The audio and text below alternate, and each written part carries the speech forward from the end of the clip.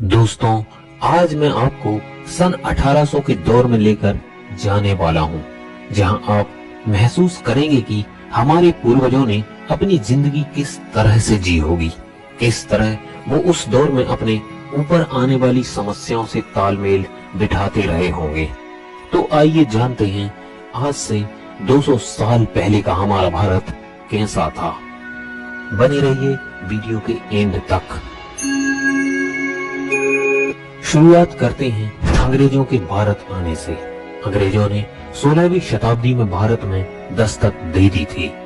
आपको यह जानकर हैरानी होगी कि तब शाहजहां आगरा में ताजमहल बना रहा था, तो वहीं दूसरी तरफ अंग्रेज भारत में पैर पसारने की कोशिश कर रहे थे।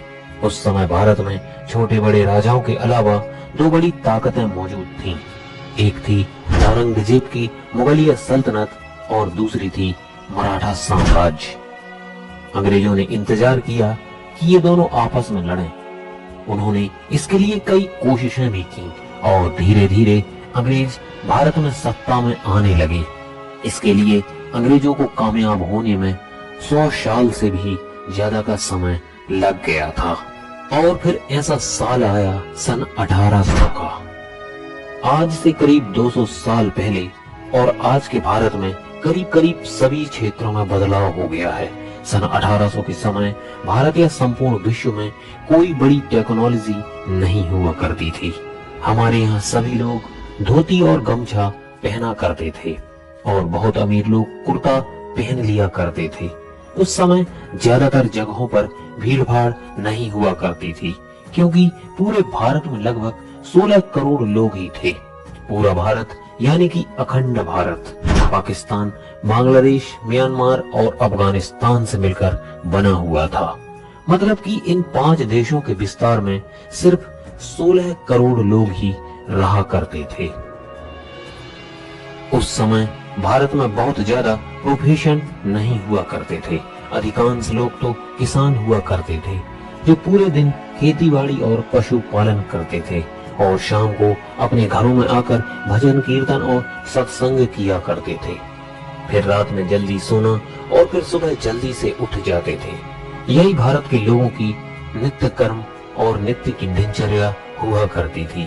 तब लाइट्स नहीं थी, इसलिए शाम को भजन या ईश्वर पूजा में बाधा ना आए, इसलिए दिए जलाए जाते थे। कुछ लोग दूसरे कामों को भी संभालते थे, जैसे कुम्हार, धोबी, सुनार, ये सब।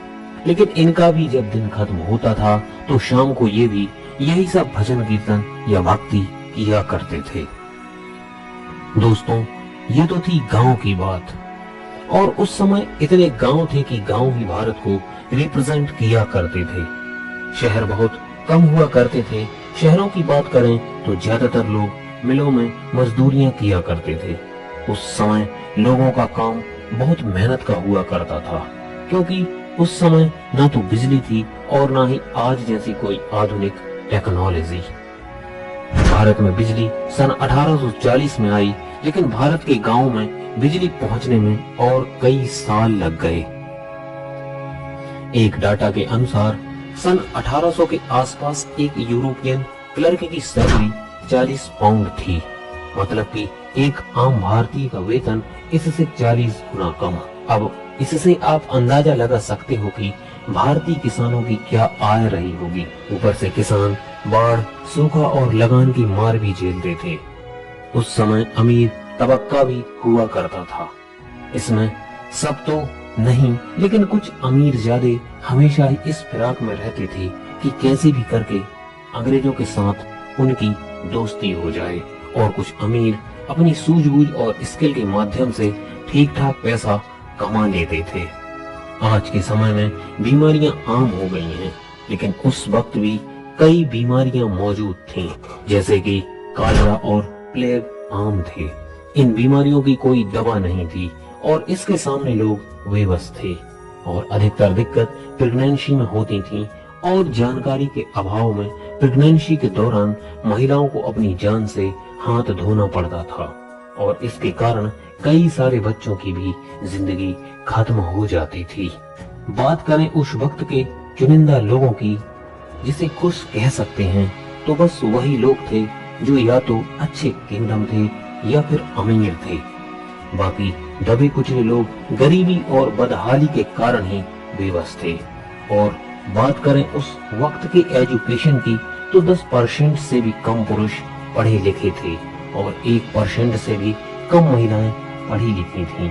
और इनमें से ज्यादातर आंकड़ा शहरों का ही है। गांव में तो इससे भी बदतर हालात थे। हालांकि ऐसा नहीं था कि बिना पढ़े लोग स्किल्ड नहीं थे, वो स्किल्ड भी थे और अपने कई कामों में माहिर भी थे।